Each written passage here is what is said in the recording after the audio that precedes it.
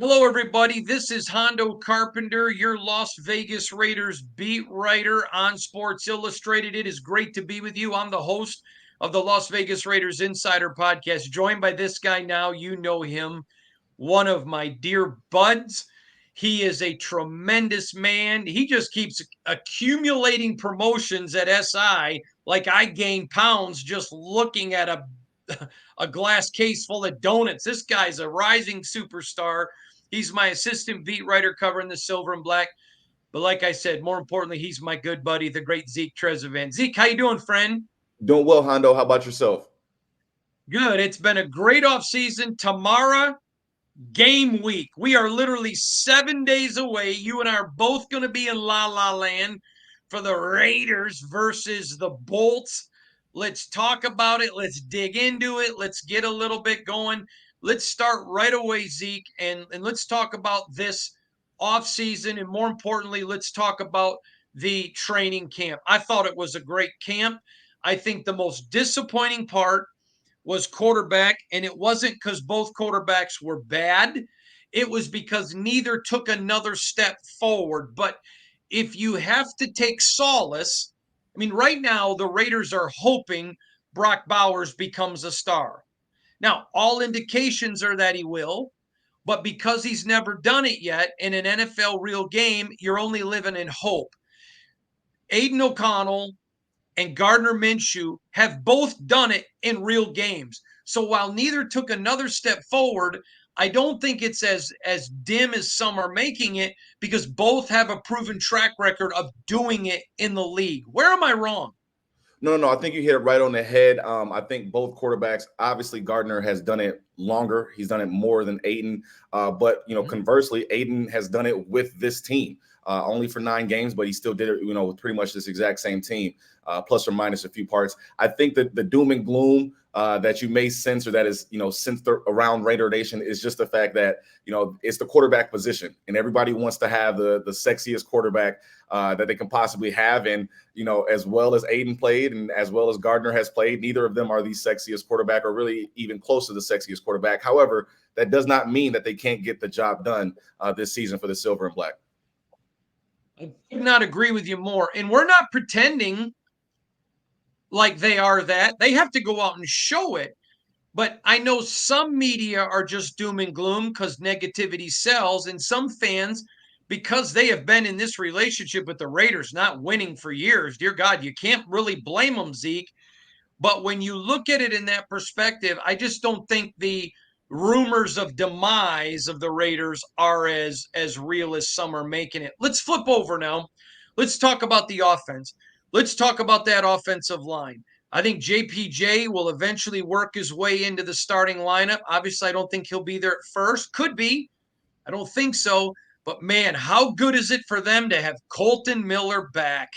Huge, a huge difference. Obviously, one of the best left tackles in the National Football League, and hell, even bigger than that, I believe it was Pro Football Focused ranked him as the best 15th overall draft pick in the last decade or so. So that kind of shows you it doesn't even matter what position you're talking about; they still ranked him as the best 15th overall draft pick. So speaks volumes. And then if you just recall those couple of games last season where the Raiders did not have him out there, it was a noticeable difference. So to have one of the best left tackles back, it's a huge thing for the Raiders offense, especially when you have a new quarterback in there. Agreed. Andre James and Dylan Parham had very, very good camps, but so did DJ Glaze and Thayer Mumford. I'd like you to talk about those. And by the way, Cody Whitehair. Nobody's pretending. Cody Whitehair was extremely good too. Let's talk about those guys that did show up and show out. Yeah, so I think I think he's ready. I think he's motivated. Obviously, like you said, he had a great camp. I would say I don't want to say I'm proud of, but I was definitely excited to see that DJ Glaze had a good camp as well, just because of the talk that was around him when the Raiders drafted him. There's a lot of experts that felt like they reached on him, but again, as we talked about on draft night, it may have been a reach for other teams, but the Raiders were confident in their coaching staff and what they can get out of DJ. Honestly, at this rate, they might be able to get something out of him sooner than even they thought when they drafted him. So Mhm. hopefully he keeps on being a productive player out there for them. I could not agree with you more. All right, let's go now and turn to tight ends. Man, They got a bunch of these fellers on the team, and they're all good. I mean, you got Brock Bowers, who, when he's been on the field, and to his credit, they have held him back as of late, wanting him to be 100%. It's not him. They've been protecting him from him. They've got him. I think Michael Mayer's been the best tight end on the field. And Harrison Bryant, my Lord, has he looked good. Talk about those tight ends, Zeke. They're deep at tight end, right? They're deep at that position. And I think, if you don't mind me being a nerd right now, but I think the fact that they can do so many things with Brock Bowers, you want to line him up a fullback, you want to split him out, that's going to make room for Bryant to still get on the field, even with Michael Mayer, even with Bowers. So, it all, you can see a lot of the things that the Raiders are doing roster wise. It makes a lot of sense. But again, you hit it on the head in terms of Brock. I think his play is going to speak for itself. He hasn't done it yet. I think it's going to speak for itself. And, we talked, privately one-on-one in terms of Michael Mayer. I'm expecting a productive year for him as well, for various reasons. Whether Brock plays or whether he does not play, I think we should expect a big year from Michael Mayer. So they're deep at the position, and I think all of those guys are going to see the field a decent amount this season. You and I both like Michael the person, but I think he's playing with a chip on his shoulder, and not because of Brock. I think he's playing on a chip on his shoulder because the Raiders called him and said, "Hey, we're picking Brock, but we believe in you." But a lot of people go, "Oh, means they've given up on Mayer." I think he took it personally. I think you said it to me the other day. Quote, "I think he's playing pissed." Unquote. Get into that a little bit because I think that's good to see the fighting Irish youngster. Yeah, so I think we all have to remember that when he was in college, Michael Mayer was outside of Brock Bowers. Michael Mayer may have been the best tight end in college football the last 3, 4, 5 years. Michael Mayer had a very respectable career at Notre Dame. So he's no slouch. And then he came, the Raiders traded away an extra draft pick to move up in the second round last year to draft him. And then, let me pause, Hondo. Listen, I'm sure, and I know for a fact the Raiders plan on using both of the tight ends, 11, we get it, right? However, there is not a football player, there's not a professional athlete in the world that you can call and say, we're using a first-round draft pick on your position and expect them just to take it like it's like there's no problem. So, yes, I do think Mayer, he understands that the Raiders tried to get better by drafting Bowers. It wasn't anything personal, but he's a professional. He's entering his second year in the league, and even without Bowers being drafted, Michael Mayer had something to prove this season. So then you add Bowers to the equation, he's got even more to prove. So I don't think it's a Bowers-related motivation for Michael Mayer. I think it's a personal thing, but he just wants to show everybody, hey, I can play football too. Yeah, I agree 100%. All right, let's go to the wide receivers. I don't even think it's been close. Jakobi Meyers has been the best offensive player on this team all of training camp. I can't talk about all the things they've done because it hasn't been shown, but we broke the story. If they went with two quarterbacks, he'd be the third. That's been confirmed. This guy, he's just been a weapon of mass destruction at mass positions.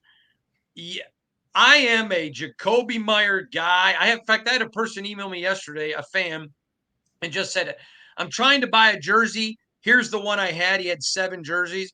Tell me the name, the most important name I'm missing." I put Jakobi Meyers. How excited are you to watch him this year? Very excited. And I think the one thing that has made me, the most excited is just seeing the improvement that he's already made and the desire that he has to improve even more on top of that improvement. So there's been times, I think it was against the Vikings, he slipped after catching the ball and he was upset, but it was like, Jakobi, you just gained 15 yards on the play. Like, it's okay, right? So he's holding himself to that standard, but there is an undeniable improvement that has happened for Jakobi. And he played good last year, right? He almost had, I think he was about 700-800 yards last year. Probably could have knocked on 1,000 yards if he didn't miss that one game with injury. But to improve on top of that, his route running has gotten smoother. His hands have gotten smoother. You've seen Getsy put him in so many different positions. It's going to make a defense's head spin. And that was without Devontae out there on the field. So once you do throw Devontae out there on the field, you do get Brock Bowers, get the full offense going. Expect big things from Jakobi this year. Humongous things. I can't wait. And we're going to talk more at the end of the year. You know what I'm talking about. We're going to talk more at the end of the year about him not getting those 1,000 yards last year and what maybe played into it behind the scenes. We'll get into all that at the end of the year this year. Zeke and I will. Let's turn, Trey Tucker has, fantastic preseason, and DJ Turner. DJ Turner is Jakobi Meyers 2.0. Let's talk about Trey and DJ. Yeah, I'll start. I'll actually start with DJ. I think DJ is the icing on the cake, if you will, right? We know what Devontae's going to do. We know what Jacoby's going to do. And then we have a pretty good idea what Trey Tucker's going to do. Obviously, he still needs to go out there and do it as well. But we have a pretty good idea what those guys are going to do. With DJ, it's one of those things where you're going to have enough, a difficult enough time trying to stop the other three, plus the tight ends and the running backs out of the backfield. You throw DJ on top of that, it's going to be hard to stop so many different talented pass catchers. So everybody on the team, the coaching staff, everyone is expecting DJ to take another step this year. And if he does, the offense should be in pretty good shape. Totally agree with you 110%. All right. Now, Tyreek, Ramel, to bring these two guys, UDFAs. So you're not paying them more than basically a ham sandwich, but you get two really good, fast, explosive guys. I love this team that says, listen, Jalen Guyton, we appreciate you. You were with Tom Telesco in Los Angeles. But I'm sorry, it isn't where you're drafted, who you know, what you know. These are two UDFAs. They've earned the spot. They get the spot. I thought this told that locker room. I talked to a couple players who were really thrilled at the amount. I mean, 10 rookies. They were thrilled at the amount of these UDFAs that are getting a shot and think it sent the right message. We don't care where you're drafted, the size of a contract. You're the best player. You're going to make the team. You're going to play. I was thrilled for Ramel, thrilled for Tyreek. Your thoughts? Yeah, 100%. Just on a very broad level, right? We got to remember who the head coach is, right? And he, if I'm remembering correctly, he wasn't drafted. You remember who the starting linebacker is for the team? He wasn't drafted, if I'm not mistaken, right? You go down the list, so they're sticking true to what they've already shown, right? Come play well, and you're gonna make the team, right? But in terms of the guys you mentioned specifically, value, right? Great value, and for where the Raiders are, that's a huge deal. So those two guys are going to add a different element, especially to the special teams potentially side of the field for the Raiders. And now they're strong in all three assets, right? Offense, or they should be strong in all three assets: offense, defense, and special teams. So I think it was a good move for the Raiders. And like you said, it sent a message saying, hey, doesn't matter where you come from, where you were drafted. If you were drafted, you come, you play well, we have a spot for you. All right, I'm going to dig in with you for a minute. Okay, I'm just going to dig in with you a little bit. I was told, I was talking to an executive of another team. I said, "What'd you think of the Raiders' initial 53?" And this is what he told me. He said, "They just made a statement to every future UDFA. Why go anywhere else? Who keeps more than us?" He said, "I think it just helped them to get better UDFA crowds in the future." All right, let's switch gears real quick. The Raiders, I mean, they go add Darnay Holmes. How big of a pickup was that? That's a guy they liked. They liked even before the season started.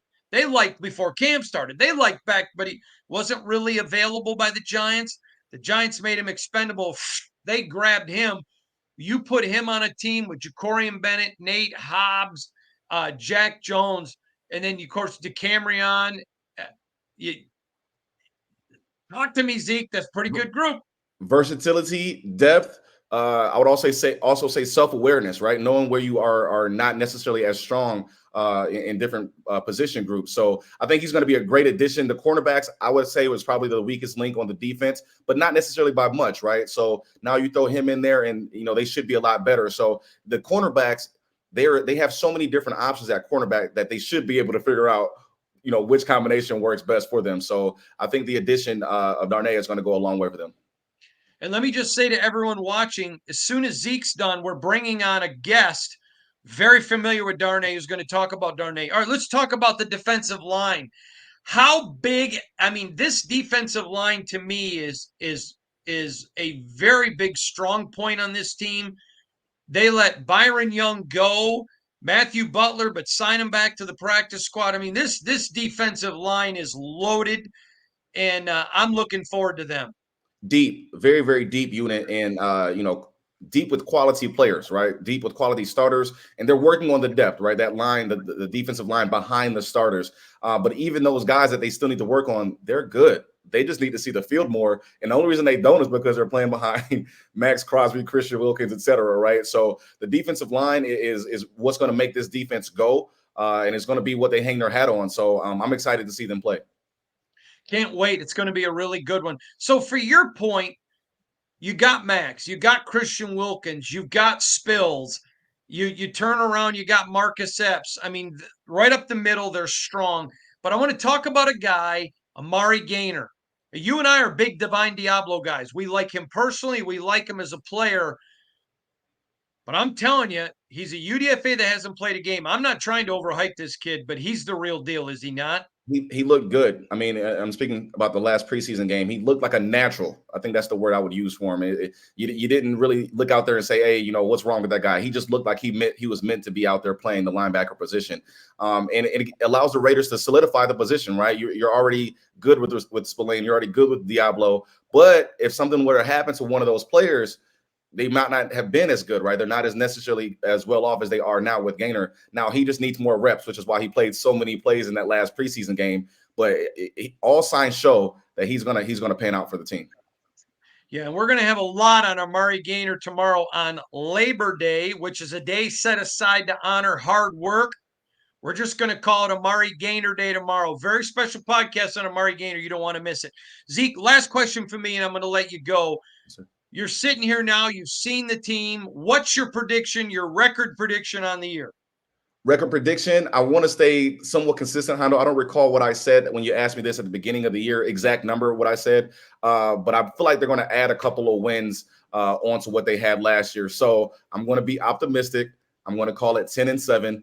I'm expecting a big year for them this year, and hopefully they come through. All right, Zeke, we're going to let you go and bring on a special guest to talk about Darnay Holmes. I'm going to be calling you in about 15 minutes, so stay by your phone, okay, brother? Yes, sir. I'll talk to you soon.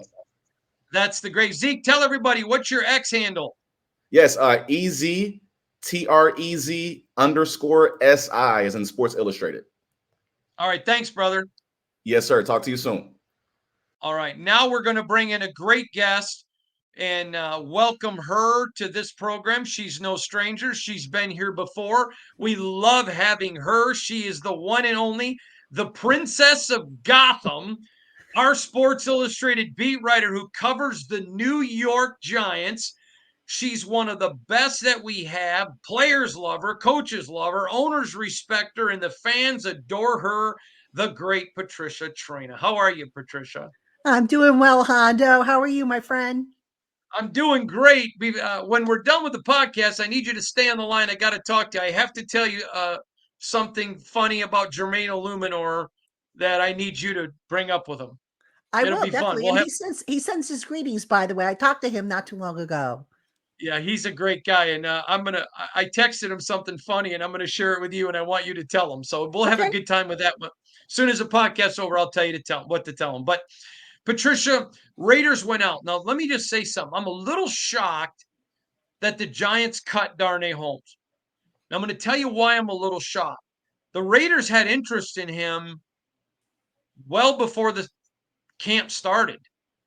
And if the Giants saw him as a potential guy to cut, I'm surprised they weren't trying to finagle trades with him. They were not. But that shocked me. I think this was a great hire.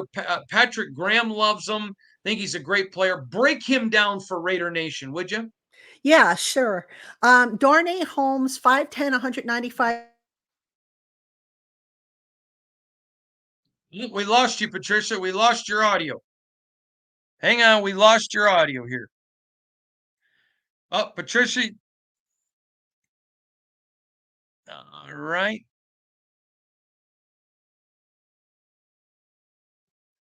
Your mic isn't working, Patricia. We lost you. There we go. All right. Well, Patricia, we lost you. It says your mic isn't connected, so sorry, we can't hear you. We're trying to get her to work. We'll get that going in a minute. We want to hear from her. But while we're waiting on her, Darnay Holmes is a guy that the Raiders were very thrilled. I'm sorry, this is the first time we've ever done it where we bring a guest in mid-podcast, so I hope you'll show me a little grace. We're trying to make it work. But Darnay Holmes is a guy that the Raiders were very surprised was available. And again, here's Patricia again. So let's try this again. Go ahead. Okay, you got me now? I got you now. Okay, my apologies on that. I don't know what happened. I was trying to fix it, but anyway, Darnay Holmes, 5'10", 195, fourth round draft pick, 110th overall for the Giants in 2020 out of UCLA. Interesting player in that at UCLA, he was primarily an outside cornerback. They converted him to a slot at the Giants, I guess because of the size. He's always been a guy who has played very I want to say larger than his size. He's physical. He's aggressive. Uh, he's not afraid. He's fearless. So those are some of the very good aspects of him. Now he had 2 years, I think it was, with Patrick Graham when Patrick Graham was the DC over here in the Giants. Those being 20 and 2021, and he had his strong seasons with Pat Graham. The Giants converting him to a slot cornerback. But you know what? In 2022, that's when things started to fall off for Darnay Holmes. It was interesting because the Giants, starting in 2021, they started to draft over him, try to replace him with draft picks, try to replace him with free agents. And in 2022, the first year with Wink Martindale as the defensive coordinator, was not a good year for Darnay Holmes. He led the team with penalties with 9. He had his highest coverage rate, which, as you know, the lower the coverage rate for a defender, the better. And just 7 missed tackles. I mean, it was just not a good season for him. So then comes last year, 2023, and suddenly he's reduced totally to special teams with a spot occasion appearance on defense in the slot. So Darnay Holmes as a cornerback, the pros for him, very aggressive, not afraid to hit. The negatives is that sometimes that aggressiveness can get him into trouble with taking chances, taking bad angles, committing stupid penalties, aggressive type penalties, and just things that you have to watch for him. But as a special teamer, he was one of the Giants' best special teamers last year. He played punt gunner amongst others, and he was, I think, the second top tackler on the Giants' special teams last year. He played so well under Patrick, and I'm just curious because there was a market for him. Why in the world did this just seems like a front office blunder? Why not trade the guy rather than wait and cut him? Because there was a market. I talked to a couple of other teams that thought there was a market for him. A 7th, 6th round, a 7th, maybe conditional to become a 6th. What were they thinking? This just seems like a blunder by the G-men. Yeah, I don't know the answer. I don't know what they were thinking because, look, if you're going to cut an established veteran, why not see if there's a market for him? Why not see if you can get something for him? The worst that can do is people say no. And you say, okay, we'll cut him. Maybe the Giants, maybe teams around the league, figured, okay, the Giants drafted Drew Phillips. He's going to be their new slot cornerback. So maybe they figured, okay, the Giants are going to cut Darnay Holmes anyhow. But I don't think that was necessarily a given because, as I said, Darnay Holmes last year was so good on special teams for them. So I'm perplexed like you are regarding why, there wasn't a trade attempted. And, the Giants, they don't really talk about that. You ask them and they're like, we don't want to go into that. But you would have thought that, maybe Darnay Holmes could have brought something in a trade market. Yeah, I was talking to an executive for another team that said to me that they would have been players. He said, we would have offered a 7th or a 7th conditional that could have gone to a 6th. He goes, Raiders got him. And he said almost as soon as he hit the waiver wires, the Raiders were on him and the Raiders had him because of his relationship with Patrick. He said, we would have been players. That's why he goes, this is why this is what he told me. This is another executive, another team said, this is why the Giants have been the Giants. I thought that was a very fascinating quote of Yeah. why they've been in the predicament that they've been in.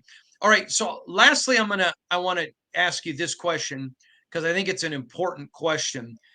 I have heard from multiple people that this guy's a hard worker. He's good in the locker room, that he's not a guy, but some have tried to make his reputation. But people I trust that know him told me great kid, they don't think that there's anything other than upside with him reuniting with Patrick. Would you agree with that? Yeah, for sure. He, one of the guys in the locker room, who was always working, who didn't create any problems. I mean, really the issue with him, I think, was on the field. Sometimes he was a little too aggressive, which led to Mhm. stupid mistakes. Yep. And sometimes those were ill-timed mistakes. And I think that's maybe why he lost some favor amongst, the coaching staff. That being said, Darnay Holmes, I've spoken to him many times. Hard worker, very intelligent, very diligent. I mean, he's going to be great. You're going to love talking to him if you haven't already had a chance to meet him. So, I think the Raiders got themselves a good player. I think, Patrick Graham knows how to deploy and get the most out of his talents. And I'm looking forward to seeing what they do with him. I totally agree. All right, she's the great Patricia Traina. She covers the G-men on Sports Illustrated. And Patricia, tell everybody your X handle because I know there's some people that are going to want to follow you. I appreciate it. It's Patricia_Traina, Traina. Remember, you can find her at si.com/NFL/Giants is where you'll find all of her great content. Additionally, she's the host of the Locked On Giants podcast. You'll hear her with my buddy Q Myers on his Locked On podcast when the Raiders take on the G-men. But more importantly, she's just known in Gotham. She's the princess of Gotham, the princess of East Rutherford. That's where she resides. That's her kingdom, and that's where she rolls. She's one of the best in the business. Thank you, everybody. Make sure you're following us. Don't forget tomorrow, special Labor Day podcast talking about honoring all the hard work. We're going to talk about one of the newest Raiders who made this team because he's the embodiment of Labor Day and he's a very hard worker. We'll see.